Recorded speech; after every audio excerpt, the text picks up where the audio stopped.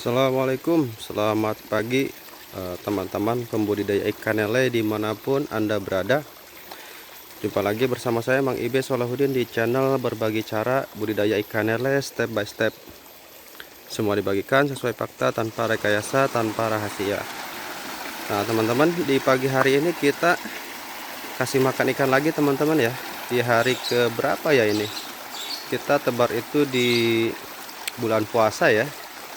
Bulan puasa tanggal 5. Nah ini sekitar kurang lebih umurnya 70 berapa ya, sekarang tanggal 21, berarti 75 hari ya, 75 hari proses pembesaran ikan lele dari ukuran 78. Nah normanya sih sebenarnya ini sudah harus panen ya di usia 75 hari ini, cuman ada beberapa kendala yang ternyata kita tidak bisa paksakan.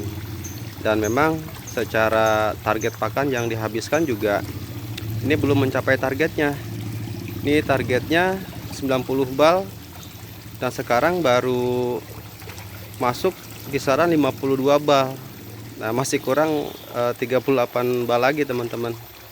Nah tapi alhamdulillah kondisi pemberian pakannya sekarang sudah sekitar 45 kilo per harinya teman-teman. Jadi kurang lebih ya 3 minggu lagi ini bisa panen. Nah pada video kali ini saya akan berikan gambaran mengenai penyakit kuning teman-teman nih. Ada beberapa faktor yang bisa menyebabkan terjadinya penyakit kuning. Nah ini sebagai contoh saja ya. Ini saya menggunakan air dari sumber mata air sumur bor. Dan ini dari sumber mata air air solokan ya, yang sumbernya ini teman-teman nih. Nah ini dua-duanya terkena penyakit kuning teman-teman. Nah biasanya sih untuk penyakit kuning di tempat saya itu hampir tidak ada ya. Ya memang ada sesekali tapi jarang sekali ya teman-teman. Nah ini bisa disebabkan yang pertama adalah kondisi ikan yang tidak tahan dengan kualitas air yang jelek teman-teman. Nah ini walaupun kita dengan menggunakan air sumur bor yang cenderung bersih, tapi tetap aja bisa terkena penyakit kuning. Nah ini berarti kalau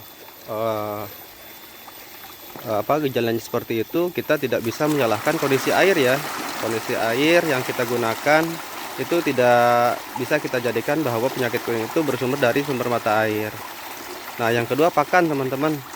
Kalau pakan sendiri nggak pernah kita rubah-rubah ya. Kita masih pakai pakan yang lama.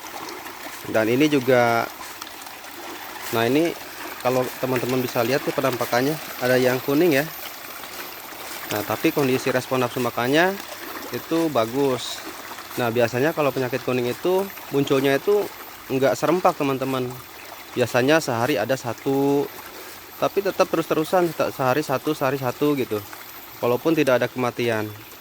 Nah memang agak susah teman-teman kalau kita sudah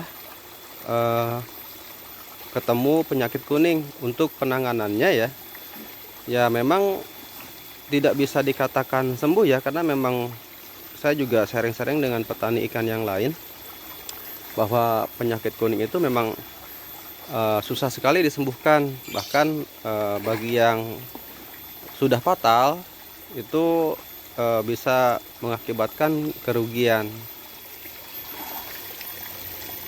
Nah itu kalau menurut saya ya teman-teman, bahwa penyakit kuning itu adalah kondisi bibit yang kalau bahasa Sunda ogo ya. Ogo itu manja. Jadi dia tidak tahan dengan kondisi air yang butek, yang keruh, yang kotor ya. Nah itu biasanya bisa timbul tuh penyakit kuning. Nah solusinya yang saya lakukan yaitu dengan mengkondisikan pemberian pakan teman-teman. Karena jika kita beri pakan dengan jumlah yang banyak, itu akan semakin banyak ikan yang terkena penyakit kuning. Jadi pemberian pakannya saya kurangi. Yang biasanya saya kasih 6% di awal pemberian pakan, saya kasih 5%. Nah itulah yang menyebabkan masa pemeliharaan menjadi mundur teman-teman. Nah intinya sih kalau saya pribadi, agar ikannya selamat ya, kita tidak bisa paksakan pemberian pakannya sesuai dengan SOP yang kita gunakan ya. Tetap kita harus fleksibel. Dalam artian ya, kalau kondisi ikannya tidak bisa diberi pakan dengan jumlahnya banyak, ya kita kurangin pakannya. Yang penting ikannya bisa sehat, selamat sampai panen. Nah, ini juga ada beberapa yang kuning, tapi pergerakannya aktif teman-teman. Ya, teman-teman bisa lihat ya. Bisa lihat kondisi respon nafsu makannya. Nah, ini hari ke-75 ini pemberian pakannya sekitar 45 kiloan. Tapi secara persentase pakan itu sekitar 3% sampai 3,5%. Nah, ini secara perhitungannya juga beda lagi teman-teman kalau kondisi seperti ini. Yang dulu yang saya katakan ya, bahwa perhitungan FCR itu di 92%. Nah, ini nggak bisa teman-teman dikali 92%.